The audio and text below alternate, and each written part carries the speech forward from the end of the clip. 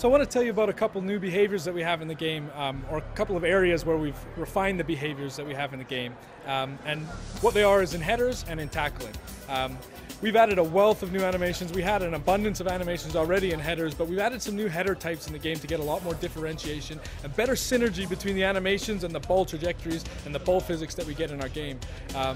A problem that we had in FIFA 10 was maybe a cross would come into the box and a player would have a delicate header that he needs to play, but he'd play an animation where he leans back and heads right through the ball, and it really didn't fit the context of the scenario.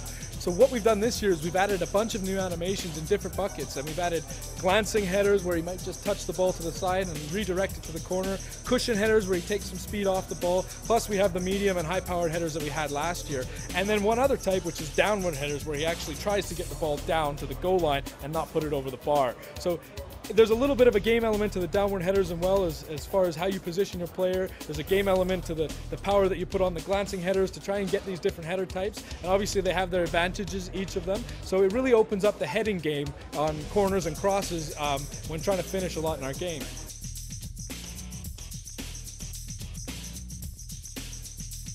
The other one I wanted to talk about was tackling.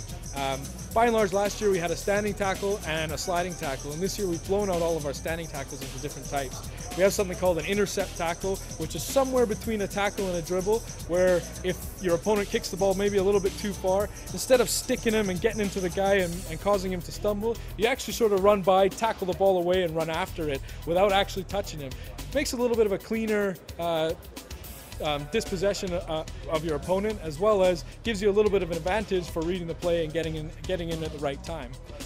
Conversely, we have for our regular standing tackles, when you do want to really clatter somebody, we have something we're calling a stick-em tackle, which is basically you getting in, the ball's close to him, you're getting the ball, you're getting the man too, and making sure you cause him to stumble so that you can go and pick up the loose ball afterwards.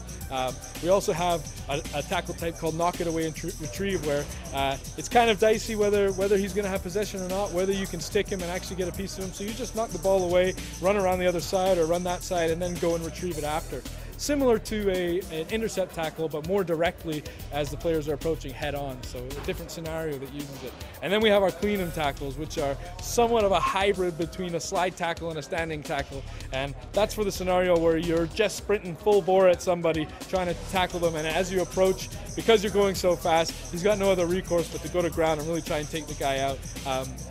So they're less effective, and it's kind of a deterrent to try and get people away from sprinting directly at the dribble, because that's just not a realistic tactic that people use in football unless he's taking a bad touch. So they can be a little bit dicey sometimes. You might get blown for a foul and maybe a yellow or a red card if you get it really in the wrong situation. But it forces you to manage your defending a little bit so that you're in control and always trying to position yourself to launch the best tackle you can. Makes an art out of defending, and I think it brings defending to life rather than mostly just holding the press button.